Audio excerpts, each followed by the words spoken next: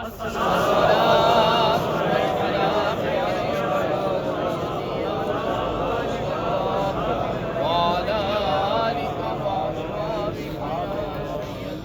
محترم، سب سے پہلے ہم سب مل کے اس رب کریم کا شکر ادا کرتے ہیں جس مالک مختار نے، ہمارے رب نے اپنے محبوب کی یادوں کو سجانے کے لیے ہمارا انتخاب فرمایا۔ ذرا آج یہ منظر جو ہمیں نظر آ رہا ہے، حضرات آپ کو نظر نہیں آ رہا، جو ہمیں نظر آ رہا ہے وہ آپ کو نظر نہیں آ رہا، لیکن جنہیں ہم دکھانا چاہ رہے ہیں انہیں سارا جہان نظر آ رہا ہے۔ وہ نبی جو نبوت و رسالت میں اول ہیں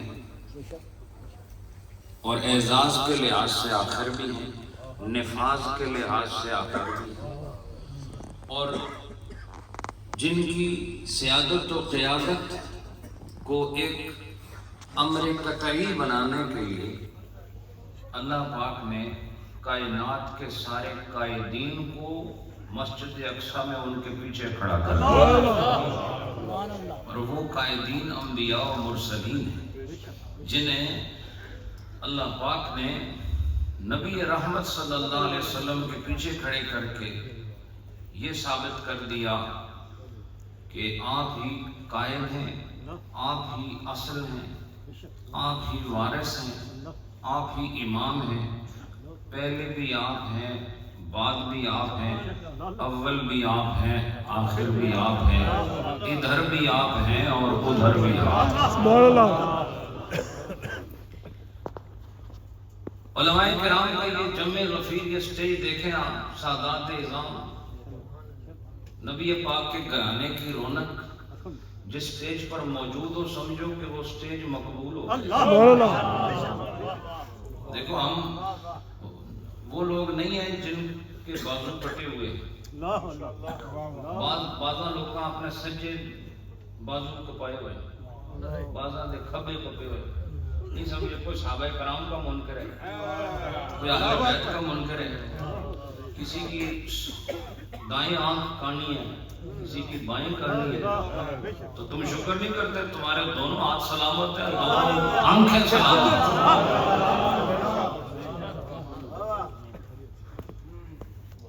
حضرات، اعلیٰ حضرت نے اپنے دور کے لحاظ سے کہا تھا، چونکہ وہ ہمارے عقائد مستحکم کر گئے ہیں، انہوں نے اپنے دور کے لحاظ سے کہا تھا اولئک کتب فی قلوبہم الایمان کے تحت کہ اگر اس فقیر کا دل تم چیر کے دیکھو گے تو ایک ٹکڑے پر لا الہ الا اللہ لکھا ہوگا اور دوسرے ٹکڑے پر محمد رسول اللہ لکھا ہوگا۔ لیکن آج کے دور اب لا الہ الا اللہ محمد رسول اللہ کا تو جھگڑا ہے ہی نہیں ہے۔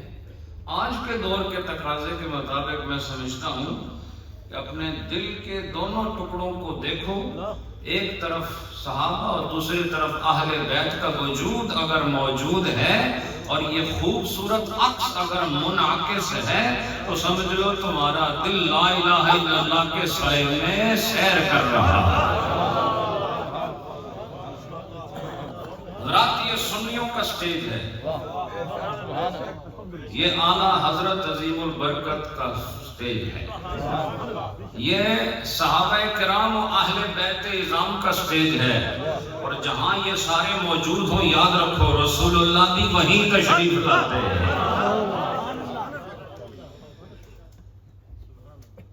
آج کے اس خوبصورت ماحول میں میں علماء کرام کی خدمت میں گزارش کرنا چاہتا ہوں کہ بہت سارے ہمارے دل کے قریب رہنے والے آج سٹیج پر نہیں آ سکے۔ سٹیج سے مراد یہ تقریر والی جگہ ہے، ویسے تو سٹیج پر ہی، لیکن یہ وقت کی نزاکت ہے۔ پچھلے سال بھی ہم بہت زیادہ تاخیر کا شکار ہو گئے اور کئی لوگ کھانا کھائے بغیر چلے گئے چونکہ ان کی کوچز کا ٹائم ہو گیا تھا، لیکن اس دفعہ آپ نے دیکھا کہ علماء کرام نے بہت تھوڑے سے وقت میں آپ کے اعمال، عقیدے اور فکر و نظر کی اور سیاسی اور روحانی اور ایمانی تقاضوں کو پورا کرنے کے لیے ایک دل آویز اور پرسوز، پرمعنی، پرمغز خطابات پیش کر کے یہ ثابت کر دیا ہے کہ ان کی نظر کتاب پر بھی ہے، ان کی نظر صاحب کتاب پر بھی ہے، ان کی نظر موجودہ حالات پر بھی ہے۔ تو ہم سب کے ممنون ہیں جو تشریف لائے، اور میں اتنی بات کہنا چاہتا ہوں کہ میلاد مصطفیٰ کا یہ عظیم جشن حضرات، اس کے منانے کے پیچھے جو میرے لیے محرکات ہیں، اس میں ایک تو یہ ہے کہ حضرت صاحب رحمۃ اللہ علیہ کی یہ سنت ہے، انہوں نے اس کو ایک اجتماعیت کی صورت دینے کے لیے برطانیہ کے طول و عرض سے اہل محبت کو کھڑا کیا، جنہوں نے خدمات بھی پیش کی اور یہاں آ کر پیارے پیارے جلسے اور جلوس کا اہتمام کیا۔ لیکن اس کی ایک جہت اور بھی ہے، اور وہ یہ ہے کہ اہل سنت والجماعت بریلوی مسلک کے اتحاد و اتفاق، باہمی رابطہ اور ایک ہی ضابطہ، اور اس امت کی نیا جو سنیوں کی نیا ہے اور یہ کاروان محبت ہے، اس کو سوئے منزل لے جانے کے لیے سال بھر میں ایک ایسا اجتماع جو ایسے لوگوں پر مشتمل ہو کہ جن کے علماء اور سننے والے دونوں عقائد حق کا اہل سنت میں راسخ ہوں، اور اللہ اور اس کے رسول کی رضا کے لیے اور سنیت کی بقا کے لیے اور اہل سنت کے عظیم مقام و مرتبے کو ثابت کرنے کے لیے انشاءاللہ جب تک اس زمین پر زندہ رہیں گے وہ ہر سال نبی پاک علیہ الصلوۃ والسلام کے جشن ولادت کو منا کر کائنات کو یہ بتاتے رہیں گے کہ ہم نبی کے دیوانے مشرق میں ہو یا مغرب میں ہو، شمال میں ہو یا جنوب میں ہو، اپنے وطن میں ہو یا کسی غیر کی زمین پر متمکن ہو، ہم جہاں بھی جاتے ہیں ذکر مصطفیٰ ہمارے ساتھ سفر کرتا ہے۔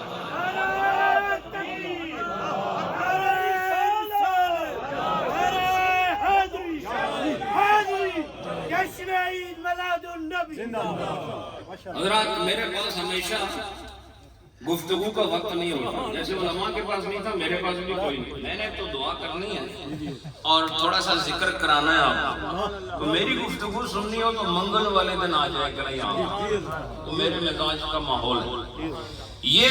سنیت کی بقا کے لیے یہ تصویر نظر آنی چاہیے۔ آپ بتائیں مجھے، ذرا آگے دیکھو پیچھے دیکھو، پیچھے والے آگے دیکھو، آگے والے پیچھے دیکھو، اور اس جانب عفت میں آپ بہنیں دیکھو، شریعت کے مکمل تقاضوں کے عین مطابق پورے پردے کے اہتمام کے ساتھ ہماری مائیں بہنیں بیٹیاں وہ سرکار کی ولادت کے جشن میں حاضر ہو کر وہ بھی یہ کہنا چاہتی ہیں، اے مردو جس طرح تمہیں حق ہے نبی کی ولادت کا جشن منانے کا،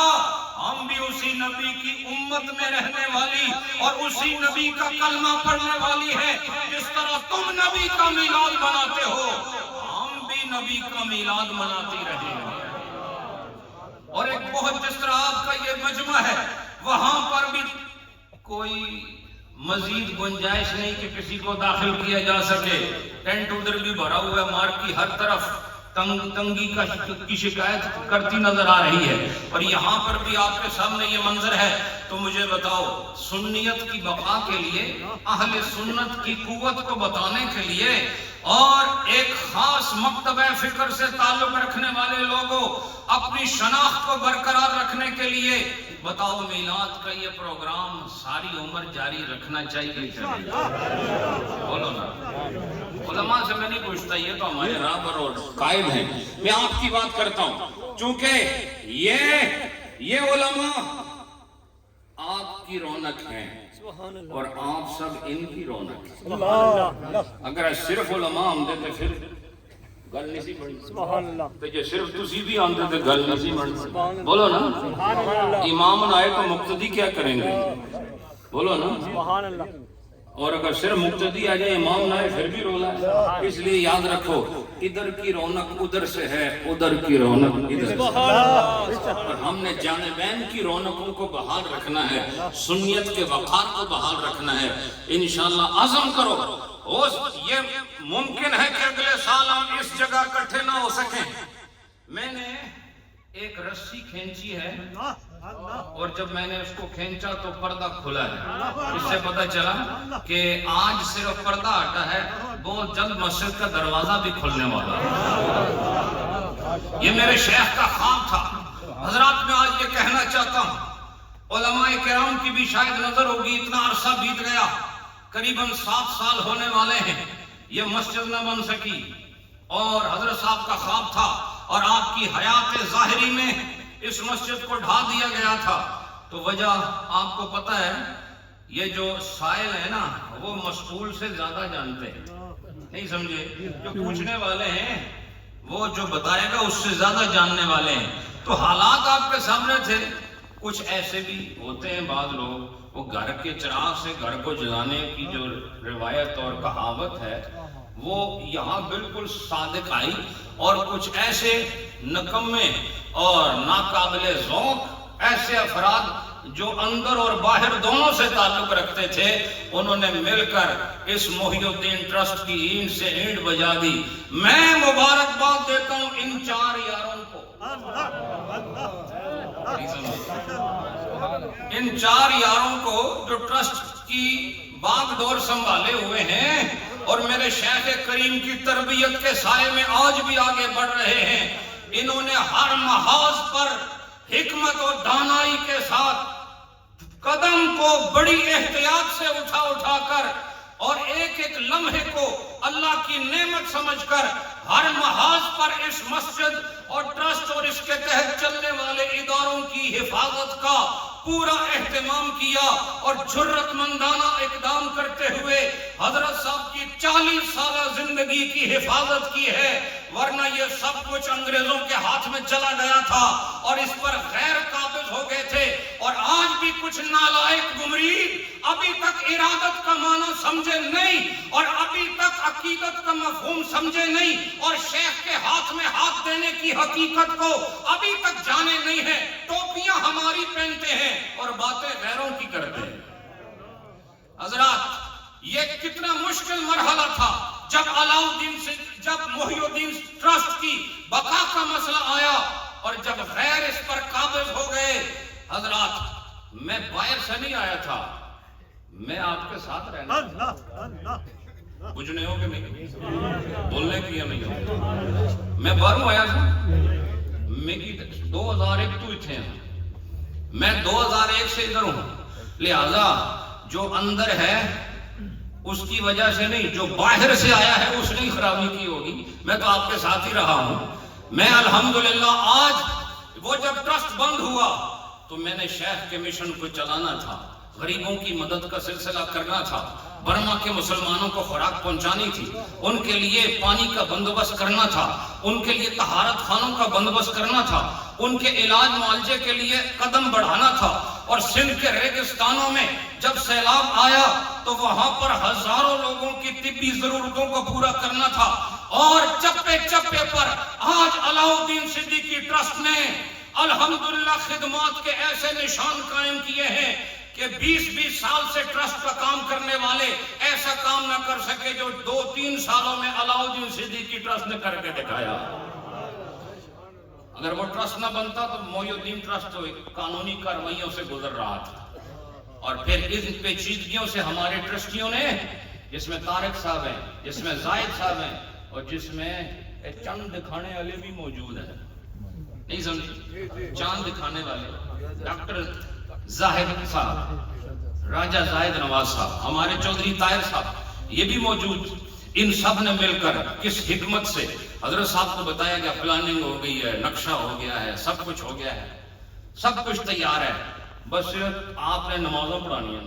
آپ نے خطبہ ارشاد فرمانا ہے۔ سب جھوٹ مکر پر اور ایک ناقابل برداشت پلاننگ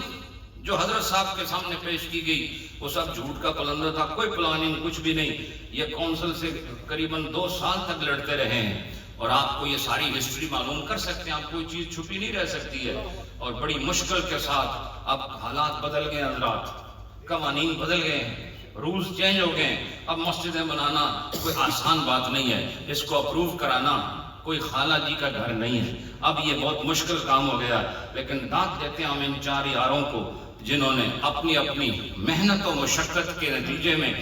اس مسجد کو نہ صرف پلاننگ کی جتنی منازل تھی ان سے بھی گزار لیا، الحمدللہ پلاننگ بھی ہو گئی، اور اب اس کے جو نقشہ جات ہیں وہ بھی مکمل ہو گئے، اور میں آج آپ کو بتانا چاہتا ہوں کہ انشاءاللہ جنوری 2024 سے اس مسجد کے تعمیراتی کام کا آغاز ہونے والا ہے۔ نعرہ تکبیر، نعرہ رسالت۔ حضرات باتیں بہت ہیں لیکن وقت نہیں۔ حضرت صاحب رحمت اللہ علیہ کا یہ میلاد جو انہوں نے شروع کیا، یہ صرف نہری شریف کی بات نہیں ہے بھائی، اگر نہری شریف کو تو صرف مریدوں کو اچھا لگتا ہوگا، یہ سنیت کا مسئلہ ہے، اس لیے میں علماء کو بھی تکلیف دیتا ہوں۔ علامہ محمد الدین صاحب دور سے آئے ہیں، علامہ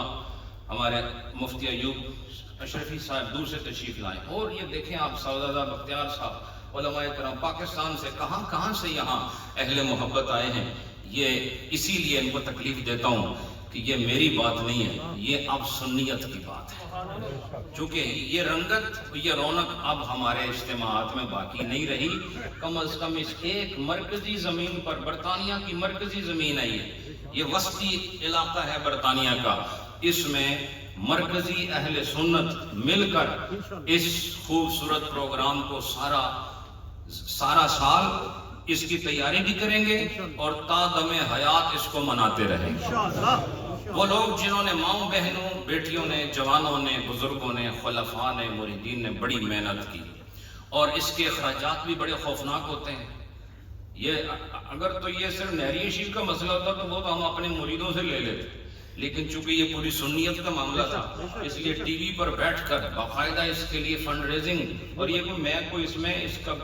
یہ بدعت میری طرف سے نہیں ہے، یہ تو سلسلہ چلتا ہی ایسے آ رہا ہے، مسجد میں بھی کرو تو پیسہ چاہیے، خانقاہ میں کرو تب بھی پیسہ چاہیے، اور جب پوری اہل سنت کی طرف سے پروگرام کریں گے، یہ ماشاءاللہ علامہ صاحب مفتی صاحب ہالینڈ سے تشریف لائے ہیں، کینیڈا سے ہمارے خلیفہ صاحب تشریف لائے ہیں، ان کو بھی وقت نہیں ہو سکا، اللہ پاک ان کو برکتیں عطا فرمائے۔ اسی طرح یورپ کے دیگر علاقوں سے لوگ آئے ہیں، برطانیہ کے طول و عرض، یہ جو اسکاٹ لینڈ سے آئے ہیں یہ بھی سمجھو یورپ سے ہی ہیں، ان کا سفر اتنا ہی بن جاتا ہے۔ تو اللہ پاک ان سب کی یہ محنتیں قبول فرمائے، اور یہ خوبصورت گلدستہ حضرت صاحب رحمۃ اللہ علیہ نے جو چھوڑا ہے اس کی حفاظت کرو، اس کی حفاظت کرو، اس کی حفاظت کرو۔ انشاءاللہ میں نے ان کے جتنے بھی بوجھ والے مشن تھے، جو بندے کو دبا کے زمین کے ساتھ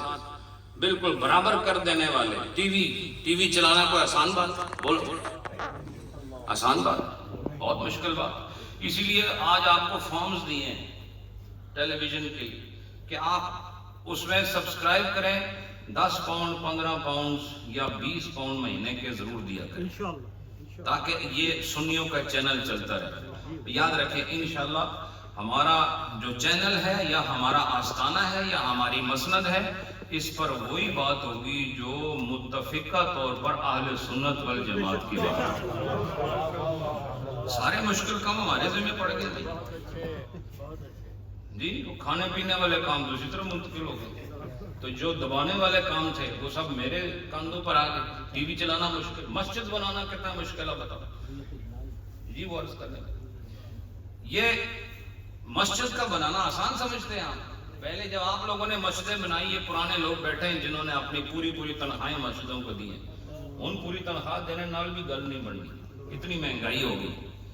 ابھی ایک کم و بیش 8-9 ملین پاؤنڈ چاہیے تب جا کے یہ مسجد بنے گی، اور آپ نے اس کا نقشہ دیکھا، بیسمنٹ ہے، بیسمنٹ میں وہ وضو خانہ بھی ہے، کچن بھی ہے، اس کے علاوہ وہاں جو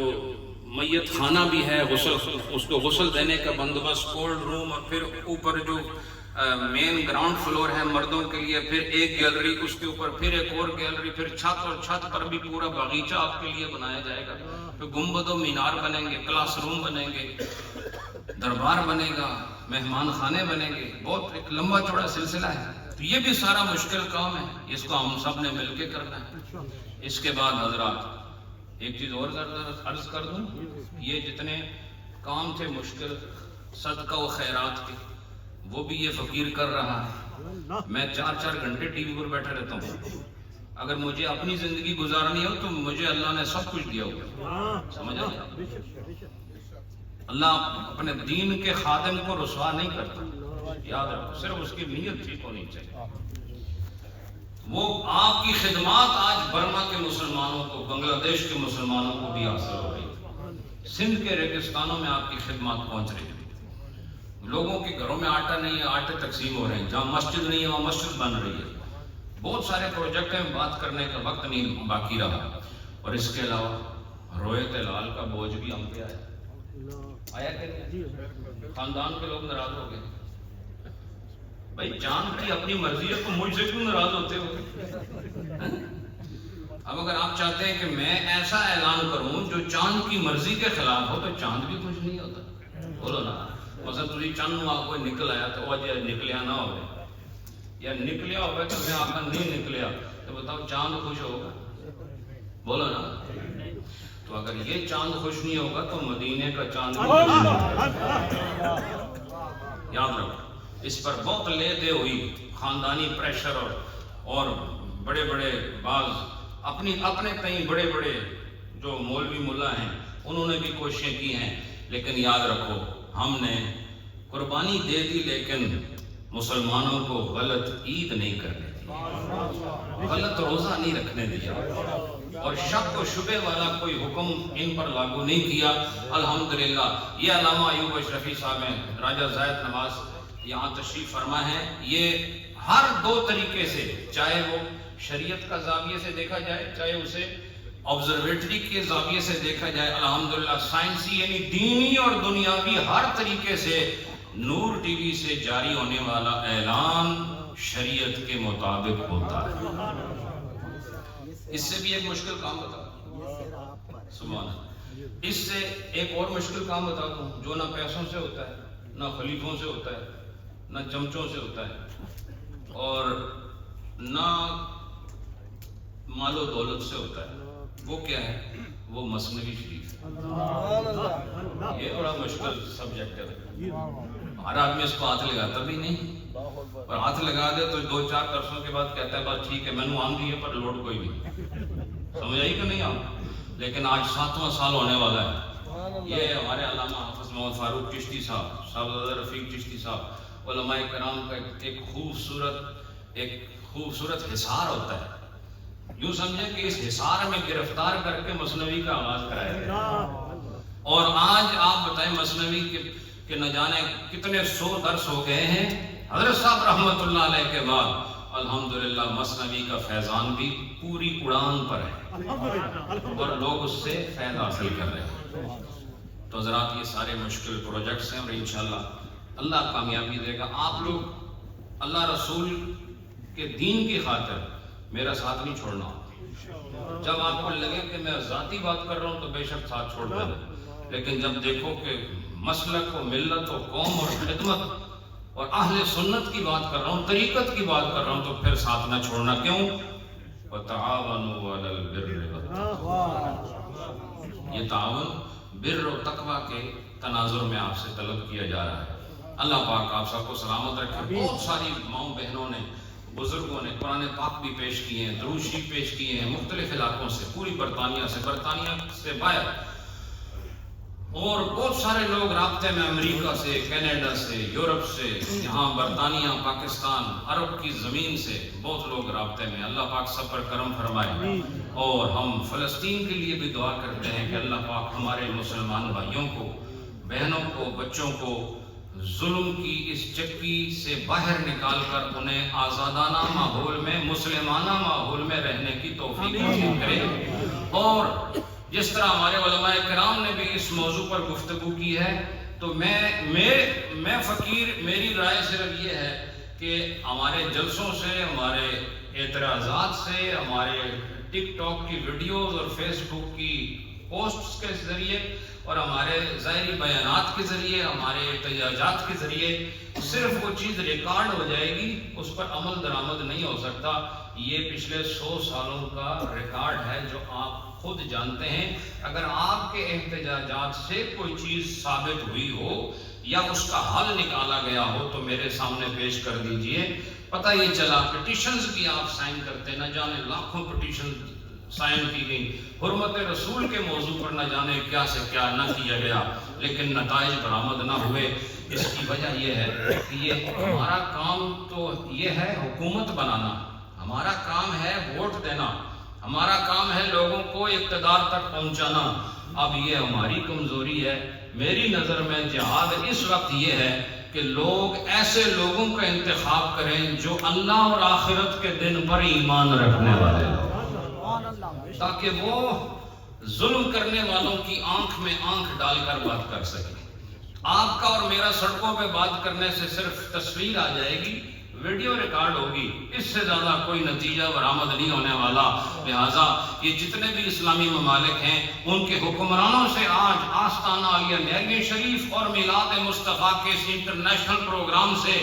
یہ تقاضا کیا جا رہا ہے، ان سے یہ ریکویسٹ کی جا رہی ہے کہ تم سب مل کر اگر چاہو تو ان کی آنکھ میں آنکھ ڈال کر بات کرو اور ان کو اپنے حقوق یاد دلاؤ اور اپنے پڑوسی مسلمان کی حیثیت کو سمجھو جسے نبی نے تمہارا بھائی کہا ہے، کیونکہ ہم نے تو سگے بھائی کو بھی کبھی بھائی نہیں مانا، تو جو صرف دین کے لحاظ سے بھائی ہے اس کو ہم نے کہاں بھائی ماننا ہے۔ اگر ہم مسلمانوں کو اپنا بھائی سمجھنا شروع ہو جائیں تو روئے زمین پر مسلمان پر کوئی ظلم نہیں کر سکتا۔